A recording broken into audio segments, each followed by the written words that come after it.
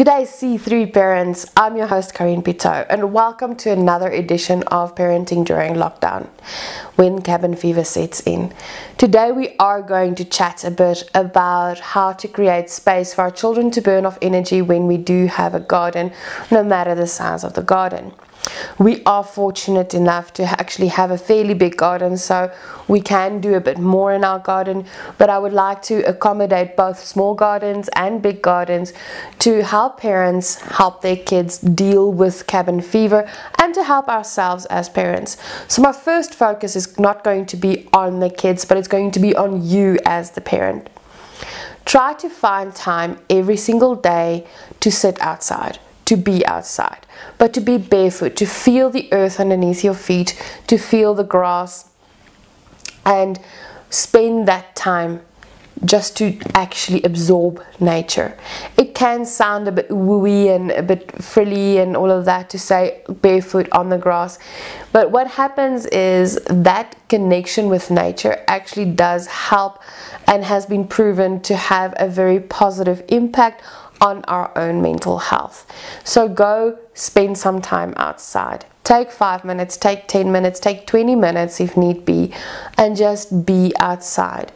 Maybe you can do your meditative yoga there, or just your little bit of self-care coffee that you drink early in the morning, but sit outside, get in the fresh air and try and absorb the spaces. So try to look above the fences so that your brain, yes, you will still see the fence, but there's a certain sense of freedom that comes from looking over the fence and just trying to spot as many nature things as possible.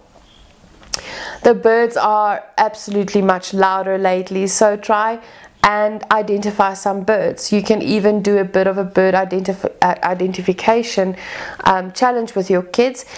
And this actually also helps with the families that don't have gardens but might have trees in the complex that they're living or on the street in front of their flat block, to see what kind of birds they see passing by and all of that.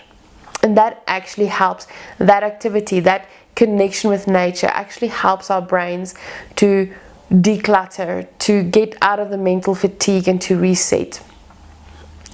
So for our kids, our family, we are, like I said, we're fortunate we have a big yard, so we've got a few things that help our kids burn off energy. So if you have a big yard and you're fortunate enough to own a trampoline, so kids need to jump on the trampoline 20 minutes a day. You as the adult, if it's not one of those wonky ones, those smaller ones that can like break if adults jump on it, go and jump with them.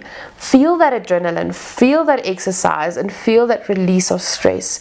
Physical activity releases stress, and we all are currently stressed. That is why with the families without gardens, we recommend to wrestle with the kids, or to jump on the mattress, or to just get rid, and that actually helps release the stress and the pent up and the built up stress. So if you have a trampoline, go outside and jump with your kids, laugh, be silly, have fun. Then we actually have a beautiful tree that we've done a makeshift hammock for our oldest, our introvert. He needs a bit of more quiet time more often, and we've seen very great results from letting him just go and laze about in the hammock. It is made from t-shirt material. Unfortunately, I know you cannot go to the shops. Material shops are not viewed as essential services, but keep this one in mind for future. The moment that you are allowed to go out, and if China has anything to go by, social distancing will still be a thing. So when you can go to a material shop, go get that couple of meters of t-shirt material. Make a hammock if you've got a nice tree or a nice space where you can put it, so your kid can have some quiet time to reset themselves. Another activity is to actually ask them to help with gardening. Once again, getting their fingers dirty in the soil, getting involved in maintaining the garden actually is a stress relief. But don't expect your kids to weed and work in the garden for a very long time period. They do get bored very quickly and very easily, and they get distracted. See if you can see butterflies. Have a challenge every single day that they have to find 10 different insects every single day out in the garden. It keeps them occupied, but it also keeps them outside, and it focuses their energy on something else than the fact that they can't leave the yard, that they can't leave the house, that all physical, close contact, social activity outside the home has been stopped. And it will also help you to engage with your kids, to have something to talk about, and to actually learn from it. What you can then do is take it a step further and then go look up the different kinds of insects if you actually discover a new insect that you don't know about. And that helps a bit with the home education or the lockdown education in this current situation. Another way that we burn down energy outside is to play hopscotch.